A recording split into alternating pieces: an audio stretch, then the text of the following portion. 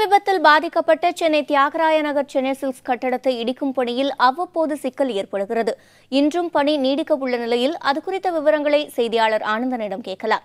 Anandan, Chennai silks கட்டடத்தை இடிக்கும் பணி இன்னும் எத்தனை நாட்களுக்கு நடைபெறும்? பணியின் போது அதோட அருகில இருக்கும் இடங்களுக்கு ஆபத்து நேரிட வாய்ப்புகள் இருக்கா? அதுக்கான பாதுகாப்பு ஏற்பாடுகள் செய்யப்பட்டிருக்கா?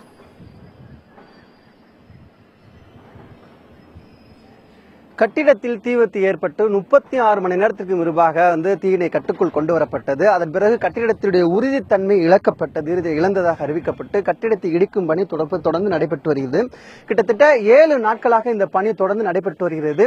கட்டிடத்தில் இடிப்பதில் என்ன சிரமம் என்று பார்த்தோம்னால், கட்டிடத்தை இடிப்பதற்காக முதலில் வாய்ப்பே கொஞ்சம் குறைவாக இருந்தது. ஏனால் இந்த கட்டிடத்தில் உள்ளே செல்வதற்கான வாகனங்கள், அதிநவீன வாகனங்கள் எடுத்துச் செல்வது கொஞ்சம் சிரமம் இருந்தது. அதன் பிறகு மிகவும் சிரமப்பட்டு சாக்கட்டர் என்ற இயந்திரத்தை எடுத்து உள்ளே சென்று கட்டிடத்தை இடிக்கும் பணி நடைபெற்றது. அப்போது தொடர்ந்து அந்த பணிகள் நடைபெற்று திடீரென்று ஒரு பகுதி இடிந்து சரிந்து விழுந்தது. இதனால் அந்த சாக்கட்டர் இயந்திரம் மேலே விழக்கூடிய ஒரு சூழல் இருந்தது. அதில் சற்று சிரமம் ஏற்பட்டது. அதன் பிறகு தற்போது கிட்டத்தட்ட 40% பணிகள் நிறைவடைந்திருக்கிறது. குறிப்பாக அந்த பகுதியில் இருக்கக்கூடிய இடிக்கப்பட்ட அந்த சிதல்கள் எல்லாம் எடுத்து சமப்படுத்தி அதற்கு மேல் அந்த வாகனத்தை நிறுத்தி அந்த கட்டிடத்தை இடிக்கும் பணி தொடர்ந்து நடைபெற்றுக் கொண்டிருக்கிறது. குறிப்பாக பல கோடி ரூபாய் மதிப்பிலான தங்க நகைகள் கீழ்த்தளத்தில் இருக்கிறது. அதை எப்படி பத்திரமா மீட்க போகிறார் என்று ஒரு சவாலாக இருக்கிறது. இந்த கட்டிடத்தை இடிக்கும் பொழுது இந்த பகுதியில் பிரதான சாலை என்பது உஸ்மான் சாலை, அதற்கு அந்த மேம்பாலம் இருக்கிறது. அந்த மேம்பாலம் பக்கத்திலே இந்த கட்டிடம் இருக்கிறது. அதனால் அந்த மேம்பாலத்திற்கும் சற்று விரிசல் ஏற்படக்கூடிய ஒரு சூழல் இருக்கிறது.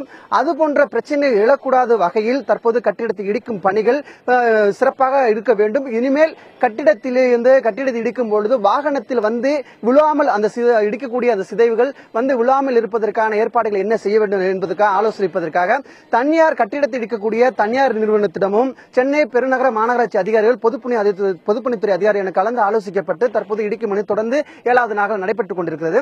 இந்த பகுதிவாசியில் இருக்கக்கூடிய இந்த பகுதி முழுவதும் இருக்கக்கூடிய பொதுமக்களுக்கு எந்த இடையூறும் ஏற்படக்கூடாது. குறிப்பாக கட்டிடத்தை இடிக்கும் பொழுது இது மாதிரி தொந்தரவு ஏற்படும் போது அங்கே பொதுமக்கள் தங்குவதற்கான ஒரு ஏற்பாடுகள் செய்யப்பட்டிருக்கணும். ஆனால் இந்த கட்டிடத்தை இடிக்கும் போது அதுமான ஏற்பாடுகள் செய்யப்படவில்லை. அதனால் இந்த அருகில் இருக்கக்கூடிய பொதுமக்கள் அனைவருமே பார்க்கு மற்றும் ஒரு உறவினர் வீட்டில் இருக்கக்கூடிய ஒரு சூழல் இருக்குது. ஏனால் அவர்களுக்கும் இதனை ஏற்பாடுகளை செய்ய வேண்டும் ஒரு சூழல் இருக்குது. பல கோடி ரூபாய், அதாவது கிட்டத்தட்ட 50 மீட்டர் இடைவெளி தூரத்தில் கிட்டத்தட்ட பல கடைகள் அமைக்கப்பட்டிருக்கிறது. அந்த கடை பொதுவாக அந்த கடைகள் அதிக மக்கள் கூடிய ஒரு பகுதி. இதனால் இந்த கட்டிடத்தை இடிக்கும் போது இருபுறம் இருக்கக்கூடிய 50 மீட்டர் தொலைவில் இருக்கக்கூடிய எந்த ஒரு கடையுமே திறக்கப்படவில்லை. பொருளாதார ரீதியாக மற்ற கடை உரிமையாளர் மிகவும் பாதிக்கப்பட்ட ஒரு சூழல் இருக்கிறது. இருந்தாலும் இயந்திரத்தில் சிறு கோளாறு நேற்று ஏற்பட்டிருக்கிறது. அதை சரி செய்து மீண்டும் தற்போது சமப்படுத்தி அந்த பணிகள்லாம் தற்போது இடிக்கும் பணிகள் நடைபெற்றிருக்கிறது. குறிப்பாக கிட்டத்தட்ட 40% அளவுதான் இந்த கட்டிடத்துறை பணி தற்போது நடைபெற்றுக் கொண்டிருக்கிறது.